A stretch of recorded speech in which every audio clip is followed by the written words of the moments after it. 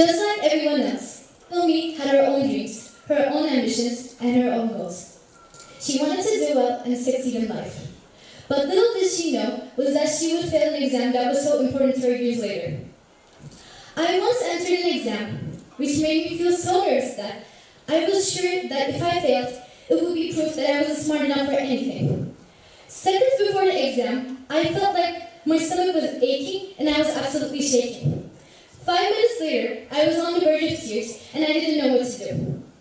I had never experienced that kind of fear before, where I felt so useless. It felt like my future had ended before it had already even started.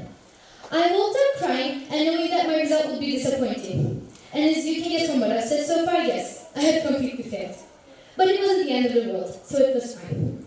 But it did make me think for some time that I would never be able to accomplish my goals, no matter how hard I tried.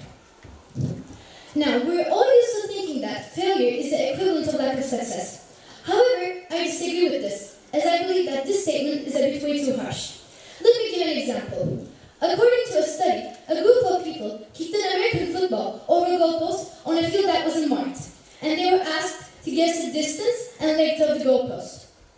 Now, those who failed assumed that the goalpost was higher and further away compared to the ones who had succeeded. Now, if you think about it, this result isn't that strange, is it? Because failure can alter our point of view and make it seem like our goals are unreachable. The strangest thing about failure is that not only your outcomes are affected, but also your confidence as well. For me, when I fail, it takes some time to get back on track, because my confidence can sometimes get really wrecked. I'm personally a very ambitious person, and I want to do well in subjects I want to do, or the ones I'm asked to do, or even the ones I struggle with, like maths, science, dancing, and drawing. I'm also ambitious on the ones I find myself I'm actually good at, like literature, history, and music. Now, if you think about it, everyone wants to succeed in the things they're good at. But when you're better than you expect from yourself, your expectations come a bit higher.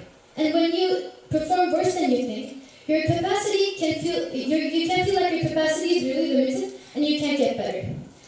But you should know that it's not logical to expect a different outcome after trying the same approaches over and over. It usually means that you need to try something new.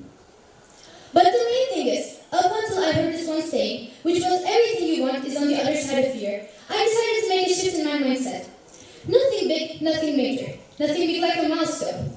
I wanted to take it step by step, to let myself what truly scared me and what made me believe in myself. I'd like to share a story with you. Last year, I was preparing for the spring musical. My part required a lot of movement and dancing, and I had absolutely no background in dancing.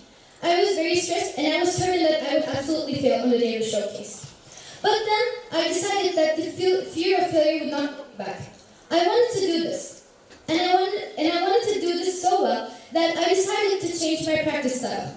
I stayed late after rehearsals to practice with my friends, and tried different methods, until I got everything right.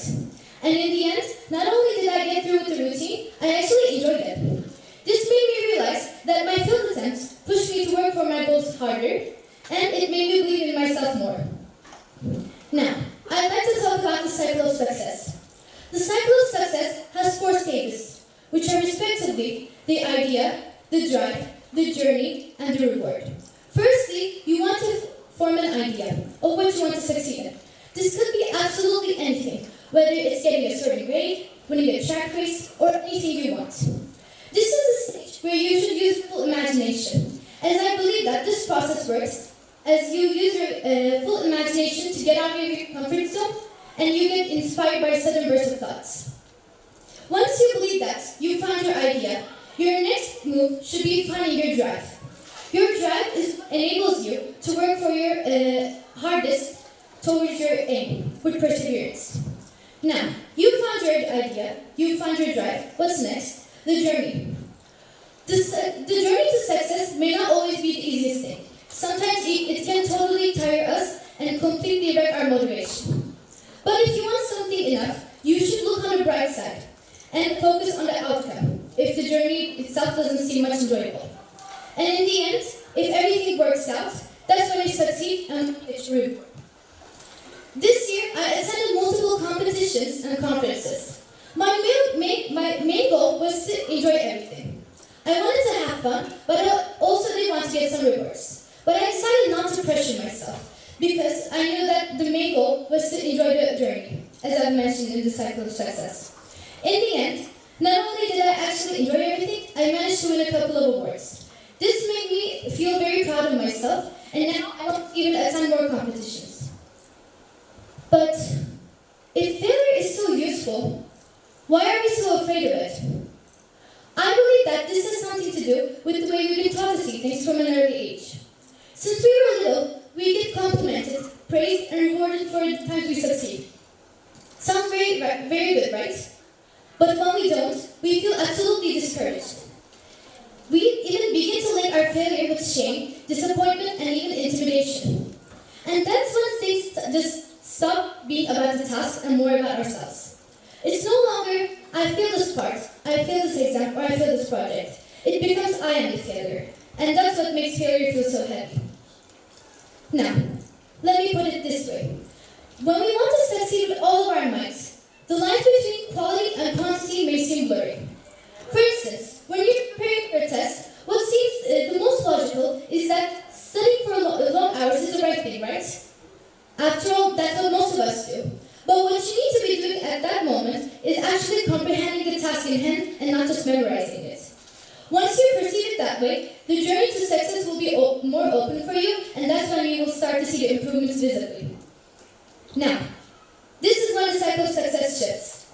Failure was never outside this cycle. It's always been a part of it, and it always will be.